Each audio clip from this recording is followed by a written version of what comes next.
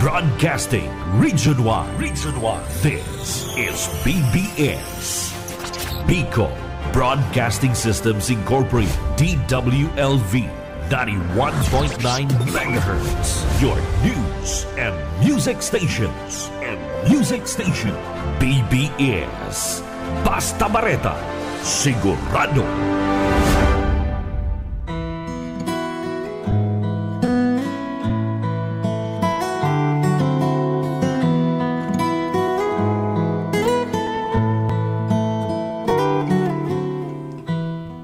Magandang umaga po, Bicolandia.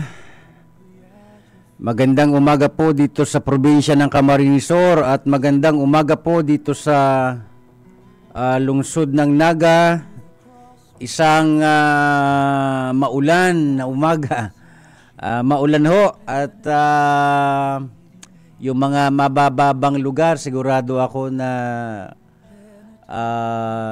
pag nagtuloy-tuloy naman ho ang ulan ay baka abutin na naman ho ang mabababang lugar. Pero alam nyo, kanina narinig ko po yung pinatugtog, yung tigplay ng ating technician. Yung pamagat ng awit ay anumang kalagayan, Diyos ay pasalamatan. Yan ang pinakabuod nung awit na narinig ko po kanina. Anumang kalagayan, Diyos ay pasalamatan. Kaya maulan man, mainit man, anuman ang sitwasyon ng ating buhay, ay nararapat na ang Diyos pa din po ay ating pasalamatan. Kasi po, minsan napakadali magpasalamat sa Panginoon kapag ang mga nangyayari sa buhay ay umaayon sa ating gusto. Kapag ang mga nagaganap sa ating mga buhay ay hindi na umaayon sa ating mga plano, parang may mga taong ang hirap magpasalamat sa Panginoon. Pero sabi nga po ng pinatugtog na kanta kanina, anumang kalagayan, Diyos ay pasalamatan. Sa ngalan po ng Alliance of Ministries of Metro Naga Incorporated or AMNI, ako po ang inyong lingkod, Pastor Luis Bulaños, at sa technical, si Sir Stephen Fabi sa loob ng ilang mga minuto bago natin harapin ang buong maghapon, bago natin pasimulan ang ating araw, bago natin harapin ang panibagong umaga. Anuman ang ating kalagayan, alamin po natin ang nais ng ating Ama sa Langit na nararapat nating maging ugali kahit ano ang ating mga kinakaharap sa buhay. Manalangin po tayo. Aming Diyos, aming Ama, muli po kami nagpapasalamat sa buhay na muli po ninyong ipinagkaloob po sa amin. Ano man ang kalagayan namin sa buhay, marapat na Ikaw, Panginoon, ay aming pasalamatan sapagkat sa likod ng mga nangyayari sa aming mga buhay ay mayroon ka lamang nais na ituro sa amin, mayroon ka lamang na gustong gawin sa aming mga buhay upang kami ay patuloy na hubugin hanggang umayon ang aming mga pag-uugali, ang aming pag-iisip, ang uri ng aming pamumuhay ayon sa iyong banal na kalooban. Habang kami po nakikinig ngayon, sa lahat ng makikinig ngayon at makakapakinig pa nito pagkatapos, magre-replay nito, dalangin ko po na ang banal mong Espiritu ang magbigay ng kapahayagan. Ito ang aming dalangin, kalakip ng aming papuri at pasasalamat sa iyo, dakilang Ama, sa pangalan ng aming Panginoong Hesukristo. Amen. Okay po, magandang umaga po sa inyong lahat. Muli po, habang kayo ay nasa kanila pang mga bahay, hindi pa marahil ang iba ay hindi pa lumalabas sapagkat malamig, medyo maginaw sa labas, maulan. Pero salamat pa rin po sa Panginoon dahil sa pinagkalooban niya pa rin po tayo ng buhay. So tuloy-tuloy na po tayo sapagkat maiksi ang ating oras. Magandang umaga po kay Sister Eva Agregado at kay Sir Felipe Agregado Jr. Magandang umaga din po kay Pastor Ray Pabico. Magandang umaga din po kay Ma'am Lourdes Garrido. At magandang umaga po sa lahat ng nakikinig sa kanilang mga radyo ngayon. Hindi man po, ang iba man ay hindi man nakakapanood live. Pero ang kwento nila sa akin, ito ay kanila lamang pong nire-replay, pinapakinggan uli, pinapanood. At salamat po sa ilang mga kaibigang mga pastor, ilang mga pastor ng AMNI na hindi man nakakapanood live, pero ang sabi nila, nakikinig sila sa kanilang mga transistor radio. So magandang umaga po sa inyong lahat habang kayo nagkakape, habang naghahanda ng mga bagay-bagay, kayo ay nakikinig ngayon. By the way, sa mga ngayon lang siguro marahil nagbukas ng kanilang radyo at hindi ninyo alam ang istasyong ito at ang programang ito po ang biyaya sa pagkaaga dito po sa himpilan ng BBS DWLV 91.9 FM. So tuloy-tuloy po tayo mula po rito sa Awit Kabanatang 29, talatang 1 at talatang 2. Ganito po ang nasusulat. Babasahin ko po ito sa King James Version. Ganito po ang nasusulat. Give unto the Lord, O ye mighty. Give unto the Lord glory and strength. Verse 2, give unto the Lord the glory due unto His name. Worship the Lord in the beauty of holiness. So ang Diyos po ang magpala ng ating puso na pagtatamnan ng kanyang mga aral ngayong umaga. Mula po rito, mga minamahal kong mga tagapakinig, sa Awit Kabanatang 29, talatang 1 at 2, kung inyo pong mapapansin, makailang beses, pansinin nyo po, lalo po sa King James Version, makailang beses na binanggit ang salitang give unto the Lord. The word give, ito po ay tumutukoy sa salitang recognition. Ito ay tumutukoy sa salitang acknowledgement.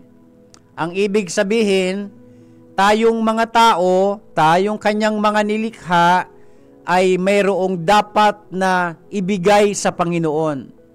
Mayroon tayong dapat na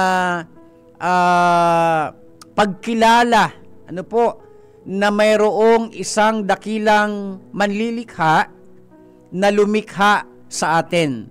Hindi po tayo parang singaw na basta na lamang sumulpot dito sa daigdig. Kundi mayroong isang makapangyarihang persona, ang ating Panginoong Diyos na manlilikha, na siyang lumikha sa atin. At dahil sa katotohanan ito, ang sabi ni Haring David, bagamat ito ay dalawa po ang kanyang pinapatungkulan dito, ina-address niya ito dahil sa lawak siguro, dahil sa lalim, napakaganda ng pag-uugali ni Haring David, grabe ang kanyang lalim pagdating sa kanyang pagkakakilala sa Panginoong Diyos. Ito pong, alam niyo ba na itong verse 1, ito ay naka-address sa mga heavenly beings, sa mga angels, na kahit mga angels, sinabi ni Haring David, ni King David, na kayong mga anghel, sabi niya, magbigay kayo ng papuri sa Panginoon. Sumamba kayo sa Kanya. Yun ang kanyang tinutukoy rito. At sa verse 2, tayo po ay sa atin naman ito naka-address. Ibig sabihin, in general, si Haring David ay sumulat ng isang awit na naglalaman ng recognition sa Panginoon. Sa atin ding mga buhay, mga minamahal kong mga tagapakinig, dapat huwag po nating kalilimutan na tayo bilang mga nilikha ay meron tayong dapat na pagkilala sa lumikha. Uulitin ko po, bibigyan ko ito ng diin sapagkat isa ito sa nakakalimutan ng napakaraming mga tao na para bagang ang buhay natin ay umiikot na lamang sa ating mga sariling mga persepsyon, mga human reasoning, at ang ating mga pinagagawa sa buhay ay karamihan dito ay labas na sa banal na kalooban ng dakilang manlilikha. That's why maganda ngayong umaga na ito ay maipaalala sa ating lahat. Sabi ko nga po kanina, in-appreciate ko, in-acknowledge ko yung pinatugtog na kanta ng ating technician na ang sabi ng kanta, anumang kalagayan, Diyos ay pasalamatan. Ano po? Ibig sabihin nito, mayroong recognition, mayroong acknowledgement sa dakilang manlilika. At ito ang pinapatungkulan ni Haring David. At nawa sa ganitong kanyang paniniwala, tularan natin siya. Na mayroon tayong isang bagay na nakakalimutan. Yung pagkilala sa Diyos. Ang pagkilala sa Diyos, mga minamahal kong mga tagapakinig, ay hindi po nakadepende sa kung maganda ang ating kalagayan. At kapag hindi na maganda ang ating kalagayan, para bagang ating nakakalimutan ang pagkilala sa Kanya. Alam niyo po, kahit anuman ang ating pinagdadaanan sa buhay, hindi po nagbabago ang katotohanan na tayo ay mga nilikha at mayroong lumikha sa atin na dapat nating pinagbibigyan ng ating mataas na pagkilala. Okay? Mataas na pagkilala, mataas na paggalang. Na kinikilala natin na kung wala ang Diyos, wala rin tayo. Kahit sabihin na natin na sa bawat araw may kinakaharap tayong mga suliranin, hindi ibig sabihin na hindi nakikilalanin ng tao ang Panginoong Diyos sa buhay niya. Tingnan nyo na lamang ngayong umaga, binigyan tayo ng panibagong buhay. Tapos yung iba, pagkagising, ang hinarap kagad cellphone. Diba? Inalam kung sino ang nag-message. Pero sino po sa atin ang gumawa ngayong umaga na pagkagising pa lang, ang una nating kinausap ay ang Diyos. At kung tiningnan man natin ang ating cellphone, ang una nating tiningnan kung may Bible app, yung Bible app, para alamin kung ano ang message ng Panginoon sa atin. Alam niyo ba, isa yan sa pagkilala sa Panginoon. Isa yang pag-recognize sa pagka-Diyos ng Diyos sa ating mga buhay. Alam niyo po, ang mga taong nahihirapang kumilala sa Panginoon ay yung mga tao na hindi po pinapayagan ang Diyos na maging Diyos ng kanyang buhay. Kadalasan, ang ating mga kinikilalang mga Diyos, maraming tao ngayon, ang Diyos na po nila, ang kanilang mga gadget, ang Diyos nila ay ang kanilang mga pera, ang Diyos nila ay ang kanilang mga trabaho na tinatawag nilang stable job. Pero nakakalimutan yata natin, mga minamahal kong mga tagapakinig, kahit gaano ka kasipag, kahit gaano ka kasinop, paano naman kung hindi ka binigyan ng Panginoon ng lakas, makakapagtrabaho ka kaya? Yan po ang nakakalimutan ng tao na minsan nailalayo na tayo ng ating mga makasariling paniniwala na minsan nga may mga tao na bakit anya ako magpapasalamat sa Diyos? Pinaghirapan ko naman ito. Kayabangan po ang tawag dyan. Okay? Spiritual na kayabangan. Nakakalimutan ng tao, paano kang makakapagtrabaho kung ang Diyos ay hindi nagbigay sa atin ng lakas? At yung lakas na yon galing sa Panginoon. Alam nyo ang lawak nito babanggitin ko lamang ang mahalagang dapat nating marinig. Ibig po sabihin nito, sa buhay natin, anumang kalagayan natin, may pagpapala o walang pagpapala, nandoon pa din po ang pagkilala sa Panginoon.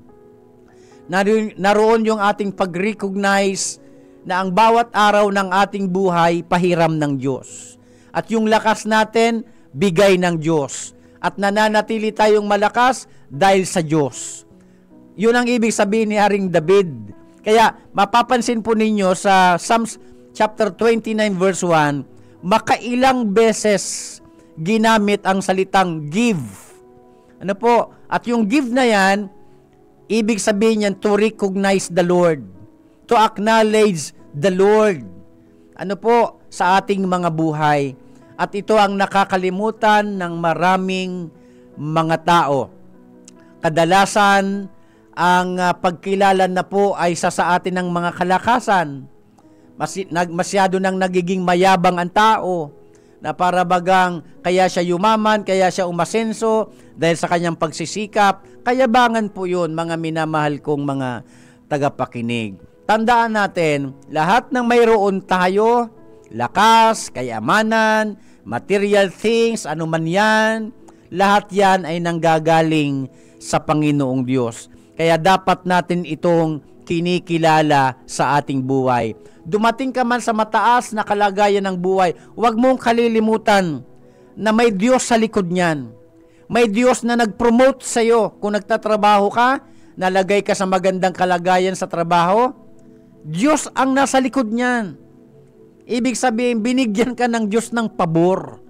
Kaya nga, ang sabi ko nga, ang mayayaman, sila ang may mas maraming dahilan para ang Diyos kilalanin sa buhay nila. Kasi nga, pinagpala ka na materially, pinagpala ka na financially. Anong reason mo para hindi mo siya kilalanin? Pero alam niyo ang nangyayari? Ang nangyayari, kung sino pang mayayaman, kung sino pang pinagpala materially, financially, sila pa ang lumilimot sa Panginoon.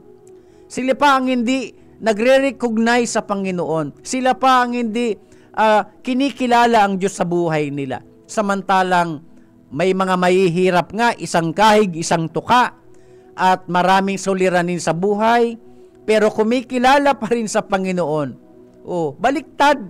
Kaya pag-isipan natin itong mabuti, mga minamahal kong mga tagapangkinig. Kaya sabi ni Haring David, sabi niya, give thanks unto the Lord, O ye mighty, give unto the Lord glory and strength. Pansinin niyo po ang pangalawa, verse 2. Give unto the Lord the glory due unto His name. Worship the Lord in the beauty of holiness. May napansin po ba kayo? Una, makailang beses na inulit ang salitang give. Pangalawa, makailang beses na binanggit ang salitang Lord. Okay? Ano ang ibig sabihin nito? Ano ang main idea dito sa verse 1 and verse 2? Okay? Ang main idea po rito, dinadala tayo sa pangunawa na kung mayroon man tayong dapat na pag-ukulan ng glory, walang iba ang Panginoon, ang Lord. Kaya nga, mapapansin po ninyo dyan, sa malaking letrang Lord. Ibig sabihin nito, binibigyan ng emphasis na mayroong Panginoon na dapat kilalanin ng bawat nilikha na sa langit man o sa lupa. Yan ang pinapatungkulan ni Haring David. Kaya nga lang, ang nakakalungkot, maraming tao, hindi na Panginoon sa langit ang kinikilala, kundi ang sarili na. Tingnan nyo po kahit sa mga panalangin natin, maraming tao pahingi noon, pahingi noon, pahingi noon, pahingi noon. Yun ang laman ng panalangin, hindi na Panginoon, kundi pahingi noon. Anong ibig sabihin? Ang ibig sabihin, may mga tao lumalapit lamang sa Panginoon dahil mayroong hihingin sa Diyos. At kapag hindi na ibigay yung kanilang hinihingi sa Diyos, nawawalan sila ng pagkilala sa Panginoon. Sabi nga ng pinatugtog kanina, anumang kalagayan, Diyos ay pasalamatan. Ang ibig sabihin nito, anumang kalagayan, kumilala ang tao na mayroong Panginoon na dapat nating kinikilala sa ating mga buhay. Hindi ang ating mga sarili. Okay po? So, nawa, ngayong umaga, ano man ang ating mga kalagayan sa buhay, ki may suliranin, ki may pagpapala, ki wala, hindi ho nagbabago ang katotohanan na ang tao dapat mag-submit, dapat magpailalim, dapat magpasakop sa pagka-Panginoon ng Diyos sa ating mga buhay. Katulad ni Haring David, tingnan nyo isipin nyo na lamang si Haring David isang makapangyarihang tao, isang hari, maimpluwensya, napakayaman. Pero sa kabila noon, hindi po nawala sa kanyang pagkatao ang pag-recognize, ang pag-acknowledge sa Panginoon. Bibigyan ko yan ng diin. Kung mayroon man tayong dapat na pinupuri, mayroon man tayong dapat na sinasamba, kung mayroon man ang tao na dapat pinaglilingkuran at labis na pinahahalagahan, wala pong iba ang Panginoon lamang. Sabi nga ni Haring David sa kanyang sulat, "Give unto the Lord the glory due His name." O ibig sabihin niya, yung pagsamba, yung papuri, yung pagluwalhati, sa Diyos lamang yun. Hindi kung kanino. Okay? Wala sa object, wala sa ibang persona, kundi sa Diyos lamang. Tandaan natin mga minamahal kong mga tagapakinig, parurusahan ng Panginoon ang sinumang mga tao na ang pinapupurihan hindi na siya.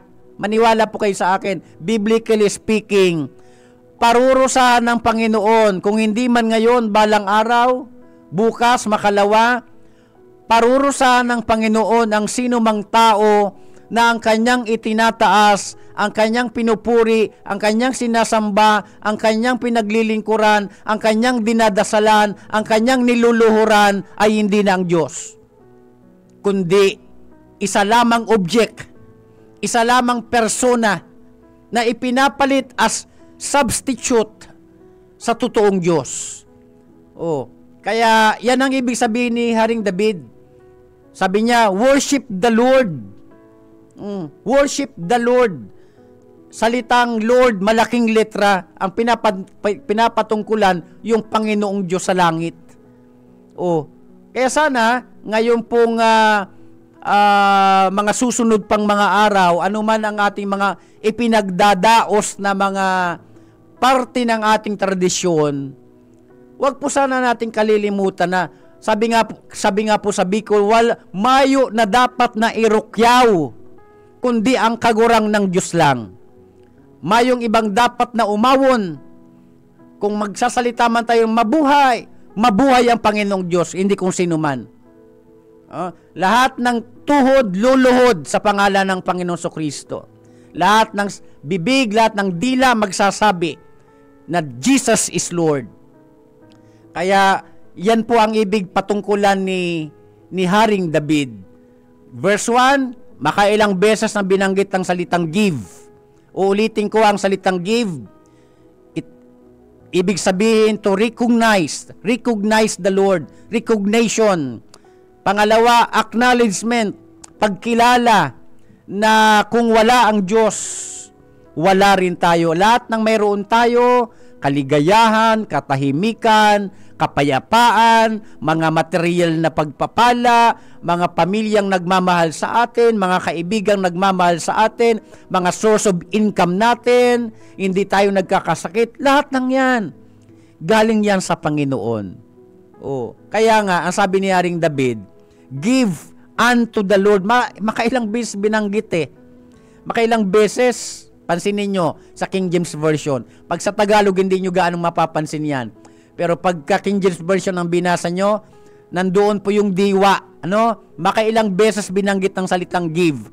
Anong ibig sabihin? Ipinagsisiksikan sa ating utak, sa ating isipan, sa ating pangunawa, na huwag makakalimot ang tao na ang pasasalamat, ang papuri, ang gloria ay laging sa Panginoon. Hindi kanino man. Okay? Hindi kanino man at hindi sa ano paman. Pangalawa, makailang beses binanggit ang salitang Panginoon. Ang ibig sabihin, dinadala tayo sa pangunawa na mayroon tayong dapat na kinikilalang Panginoon at walang iba ang Panginoon sa langit. Okay? Na dapat nating pag-ukulan ng ating pagsamba. Sabi ni King David, worship the Lord in the beauty of holiness. Worship the Lord. Salitang Lord, malaking letra. Ibig sabihin, dinadala ang tao sa pagkaunawa na kung mayroon man tayong dapat luluhuran, dadasalan, igagalang, pagsisilbihan, sasambahin, pupuriin, pasasalamatan ang Diyos lamang. Binibigyan ko yan ng diin kasi maraming mga Pilipino hindi na ang totoong Diyos ang sinasamba. Kaya nga kung ano-ano ng mga dilubyo ang nangyayari sa ating universe. O bakit? Parusa ng Panginoon yun eh. Pero alam nyo, uulitin ko, balang araw, kung hindi man ngayon, o kahit ngayon, pagka ang Diyos ang kumilos, lahat ng tuod titiklop at luluhod sa ngalan ng Panginoong Diyos. Lahat ng bibig, lahat ng dila magsasabing si Jesus ang Panginoon. Kaya tandaan ho natin yan. Ngayong araw, bago natin harapin ang buong maghapon, maglaan ho tayo ng malalim na pagkilala. Malalim at malawak na pagkilala sa Panginoon na Panginoon sa araw na ito. Kinikilala ko po na sa iyo nang gagaling ang kaligayahan, ang kapayapaan, ang katahimikang loob. Sa iyo nang gagaling ang aking physical na kalakasan, emosyonal na kalakasan, mental na kalakasan, spiritual na kalakasan. Ang tawag po doon, recognition, pag-acknowledge sa Panginoon. Pero pagka ang tao nagsimula ng maging mayabang, sabihin ko po sa inyo, sa maniwala po kayo sa hindi, titiklop ang tuhod ng bawat taong nagyayabang. Magtuturuan talaga ng Diyos ang bawat tao na hindi kumikilala sa Kanya. Okay po? So sana malawak ito, pero pinili ko lamang ang mga salitang mahalaga na dapat nating mapag-isipang mabuti. Ano man ang marating mo sa buhay, o kahit sabihin na nating nasa mababa kang kalagayan ngayon, hindi nagbabago ang katotohanan na tayo bilang mga nilikha ay kumilala sa dakilang manlilikha na walang iba ang Panginoong Diyos na buhay, makapangyarihan sa lahat, at Diyos na kabanal-banalan. Manalangin po tayo. Panginoon, salamat po. Kinikilala ka po namin, Panginoon, na Ikaw ang makapangyarihan sa lahat. Ikaw ang Diyos na buhay, banal, na dapat naming kilalanin sa aming mga buhay. Ikaw ang Diyos na buhay, totoo, na dapat naming tawagan kapag kami ay nananalangin.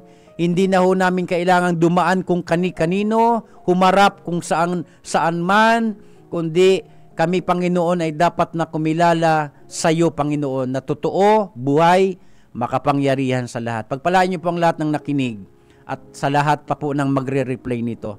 Salamat po, itong aming dalangin at binabalik namin sa iyo ang lahat ng aming papurit, pagsamba at pasasalamat sa tanging pangalan ng aming Panginoong Hesukristo. Amen. Muli po akong inyong lingkod, Pastor Luis Bulaño. Susunod na po ang Kakampi Network News, ibabalita ni Sir June Bernas. Pagpalain kayo ng Panginoong Diyos.